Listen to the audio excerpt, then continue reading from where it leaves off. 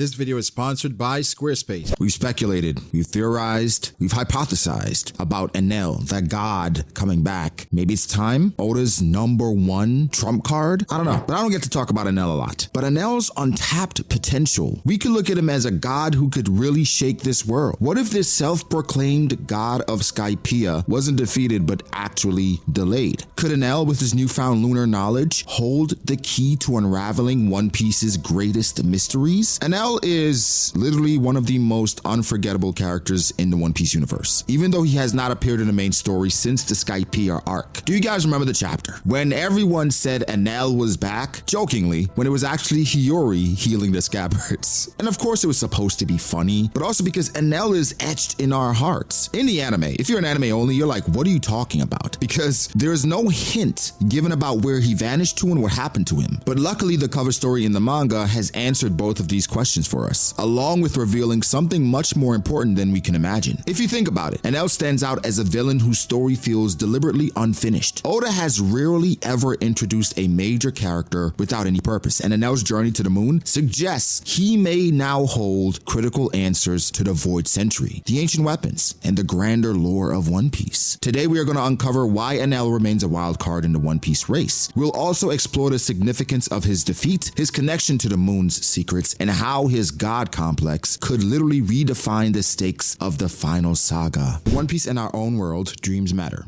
Look at Kuina's dream to collect the Matos. It's certainly going to need willpower. But the point here is, for lofty dreams and goals, some aid is needed, and today's sponsor, Squarespace, could be just what you need. Squarespace is an amazing all-in-one website platform for entrepreneurs and dreamers to stand out and succeed in the online space. It could be at the beginning of your journey or managing an established brand. Squarespace makes it easy to create a beautiful website to engage with the audience, or even sell products and even content. But that's not all. Imagine if Kuina used Squarespace to create a bounty website for the Mato. That would be through the help of Punk Records, of course, but this makes it at least attainable. Using 2 decades of design expertise, though, the AI technology is masterful at boosting your creative potential. Receive payments in just a few clicks and give your customers more ways to pay with methods like Apple Pay, even Afterpay. How do you do that? Well, you go to squarespace.com/B.D.A. law for a free trial and 10% off your first purchase of a website or domain. If you think ENEL's story ended with Luffy knocking him out in Skypiea back in chapter 299, you're in for a surprise, because ENEL might have been blasted out of the arc literally, but Oda did not just shelve him as a one-off villain. Nah, ENEL's journey took him somewhere far beyond the clouds, to a place where gods and legends collide. I'm gassing it, but it's fairy verse. The moon. Let's rewind for a moment.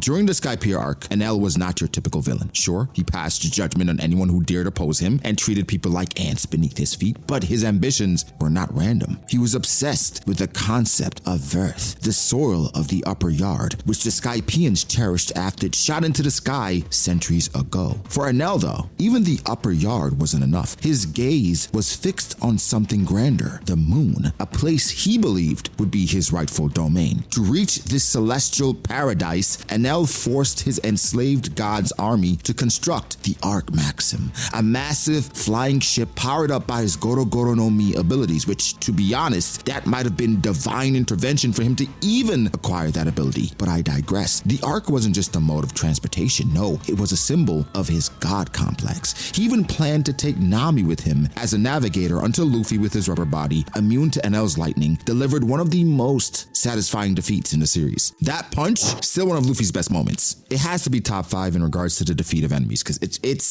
stuck in our brain. But here's where things get interesting about ENEL. He didn't just crumble after his loss, right? Instead, in true Oda fashion, he literally rose again, this time aboard the Arc Maxim, ascending to Fairy Verth, aka the moon. At the time, many fans thought this was the last we'd see of him, but Oda had other big plans for him. In the cover story from chapter 428 to 474, we follow ENEL's great space operations. These are ENEL's adventures on the moon, and let me tell you, they were not any ordinary cover story. This is by far the most important cover story in the entire manga. Now, when ENEL landed on the moon. He did not find the divine paradise he expected. Instead, he encountered space pirates and mechanicals known as the Automata, who were remnants of the moon's ancient civilization. Now, here's the twist. The Automata weren't just mindless machines. They were created by the moon's original inhabitants, a civilization so advanced it makes even Vegapunk's tech look primitive. Now, after Egghead, a lot of these things are blowing our mind, but stay with me. Initially,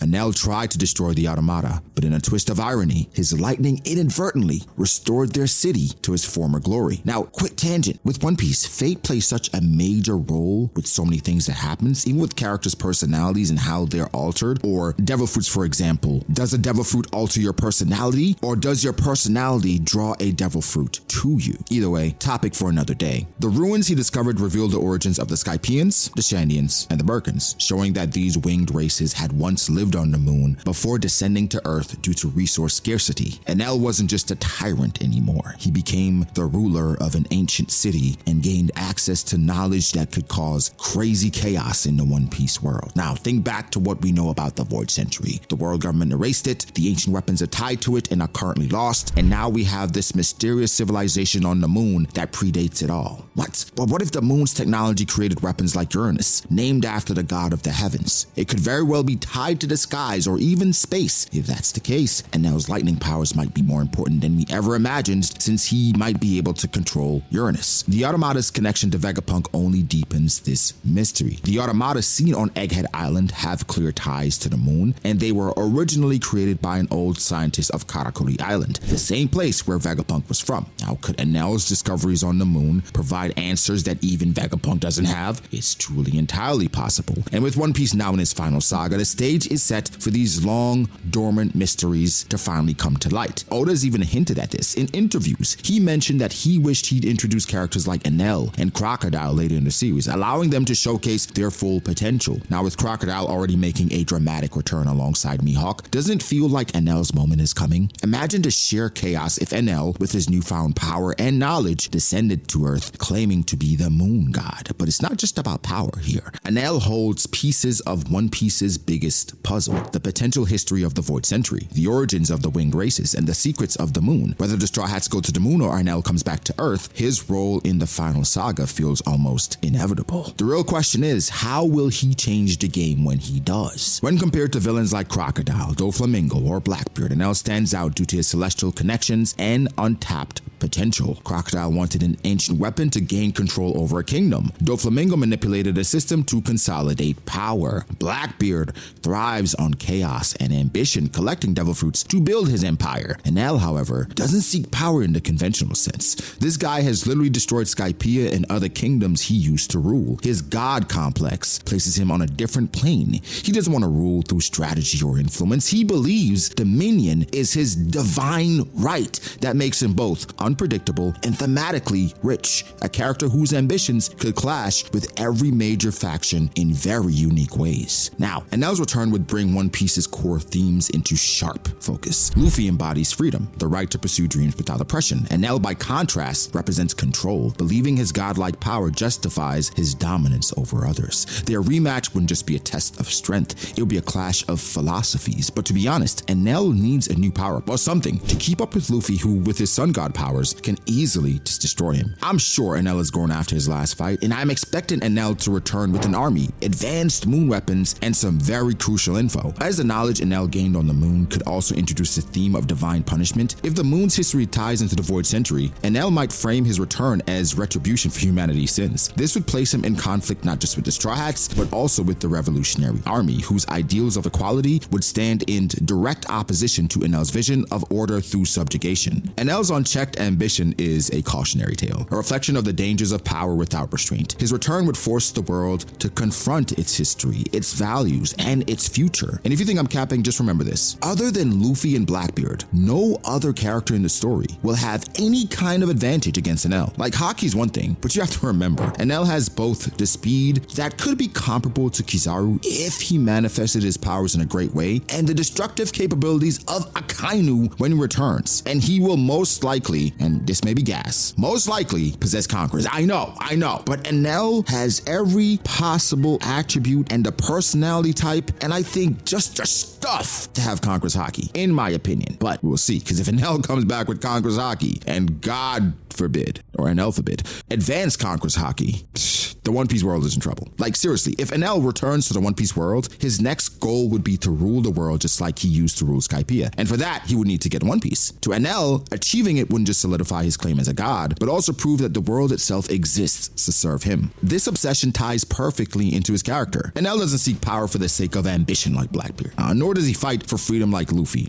Instead, his pursuit of the One Piece would be about asserting divine control over the inferior humans below. He wouldn't hesitate to unleash destruction, justifying it as divine judgment on an unworthy world. This starkly contrasts with Luffy's ideals, setting up that philosophical and physical clash that could redefine the stakes of the story. But Enel wouldn't only face the Straw Hats, right? His return would disrupt the delicate balance of power, forcing every major faction to respond. The Marines, who already struggled to maintain control with just pirates like Kid, would see Enel's godlike power and lunar technology as an apocalyptic level threat. If Enel's arsenal does truly rival the ancient weapons, or worse, and on top of that he discovers Uranus, he could challenge even Emu. Now, this is all speculative because we presume that Uranus could be what the world government already has, but if Enel can manipulate and mimic and somewhat match that power through the use of his powers and the Arc Maxim, and even upgrading that through his knowledge of what he found on the moon, guys, Enel's hate for pretenders to his throne would make a confrontation with Emu a clash of titans, potentially unearthing secrets about the Void Century and the origins of the One Piece world. The Revolutionary Army would also have no choice but to act. Enel's belief in absolute control is the antithesis of Dragon's ideals of equality and freedom. If Enel wields celestial power to impose his version of divine order, the revolutionaries would be drawn into an all-out war to stop him, because the focus of the world government has always been to maintain balance, and Enel being worse than them would destroy this balance and create a hierarchy of his own. However, it's the Straw Hats who would face the most personal conflict. Enel's grudge against Luffy from Skypiea, it still lingers, but it's not just a typical rematch. Luffy has grown into a Yonko, and being the new Nika, he is a symbol of freedom and defiance, while Enel has gained access to a lost civilization's power and knowledge. Their clash would be a high-stakes showdown, not just between a pirate and a self-proclaimed god, but between two opposing philosophies, freedom versus oppression. Honestly, two of the major pillars that One Piece at its core stands on, and that conflict generates so much interesting shit in the story. Now, with the current Elbaf arc, it's almost like if you feel Enel's return pulsating, especially with the recent focus on the Norse mythology in the One Piece world. Bellamy once mentioned that there's an entrance to Sky Islands in the New World, and if Elbaf, a potential island with Nordic themes, explores the mythology of gods, wouldn't it be fitting for Enel, a self-proclaimed god, to return? Now, Enel's god complex has always been central to his character, and the recent revelations surrounding Luffy's Devil Fruit, the Hito Hito no Mi, Model Nika, add even more narrative weight to their previous fight. Their initial clash in Skypiea was already poetic, a man who thought he was a god fighting a god who thought he was a man. Now, imagine the parallels Oda could explore in their rematch. Enel, armed with newfound knowledge from the moon, might return more convinced than ever of his divinity, possibly even dubbing himself the Moon God, a human who can't accept he isn't a god, battling a god who can't accept he's human. This dynamic could lead to one of the more symbolic moments in One Piece. Now imagine Enel learning the true history and rejecting it outright, refusing to accept he's just another piece of the puzzle. In contrast, Luffy could face the truth of his own role as Sun God, something he might not want to, but must embrace for the sake of the world. Both could have moments of self-realization, perhaps even punctuated by Oda's signature humor. Think of Luffy and Enel both pulling their iconic, shocked expressions when faced with their troops. Adding to this, the potential setting of Elbaf could tie Enel's return perfectly into the narrative. With its Nordic influences, Elbaf could be the stage for Enel's claim to a godly title, most likely Thor, the Norse god of thunder. Having conquered the moon and gained celestial knowledge, Enel might descend from the skies, ready to assert dominance over the new world. A moon god versus a sun god clash would actually go crazy. Now, I had a few thoughts about Enel returning. You can call me crazy, but I'm okay with that. Enel returns. Because of his destructive power, his influence, and his capability, he damn near demands to be called a Yonko, right? And the world government, of course, it's about balance. Who would he replace? More than likely, this would be after the loss of Shanks to Blackbeard. So now there's a Yonko role open. I also thought about Elbaf, Enel being a god, and then him coming down to the world, trying to enact his own version of global domination, somewhat like Ragnarok. Could he ally with someone like Loki? And if you have Enel coming back with all his strength and power and knowledge, with with the ability to somewhat match ancient weapons, and then having someone like Loki at his side, ENEL could be at the forefront of the construction of one of the more devastating crews, and then the world government would be forced to dub him a Yonko after Shanks does go down. Because at the end of the day, if we look at Blackbeard, pirates join forces, not necessarily because of affection or just being friends, it's because of goal. And if ENEL desperately wants to destroy the world, and Loki wants to bring forth Ragnarok, the moon god and the sun god, that could be a merger that could work amazingly as well. But guys, give me your thoughts. ENEL is a character whose story, in my opinion, is far from over. His journey to the moon wasn't the end of his arc, it was the beginning of a larger purpose. With his god complex, overwhelming power, and access to forgotten history, ENEL could become one of the more significant figures in the race for the One Piece. And we can't forget about Shiki, who allies with anyone, and he could be a devastating crew member as well. But the question remains, will ENEL rise as a god among mortals, or will he remain a forgotten relic of Skypia's past? Let me know what you think. Is ENEL coming back? Do you like my thoughts? Leave below, like the video, subscribe to the channel for more content like this. Follow me on Twitter, BrogDAce. Follow me on Instagram, BrogD.Ace. Thank you to my patrons. I appreciate you guys so much. Again, like, subscribe. I'll catch you guys in the next one. Peace.